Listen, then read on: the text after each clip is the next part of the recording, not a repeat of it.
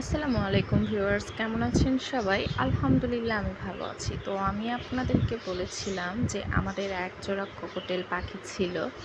সেই পাখিটার কিন্তু ৩ টা বাচ্চা ফুটছিল।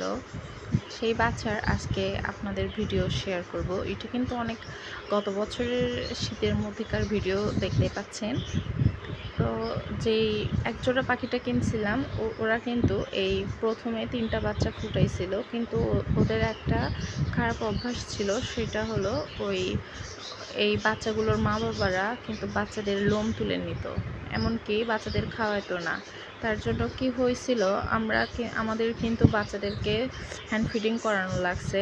তো এটা ওদের ফার্স্ট টাইম হ্যান্ড ফিডিং করাচ্ছিলাম, যখন ওর আব্বু যখন ও বাচ্চাদেরকে হ্যান্ড ফিডিং করাচ্ছিল তখনকার এই ভিডিওটা নেওয়া।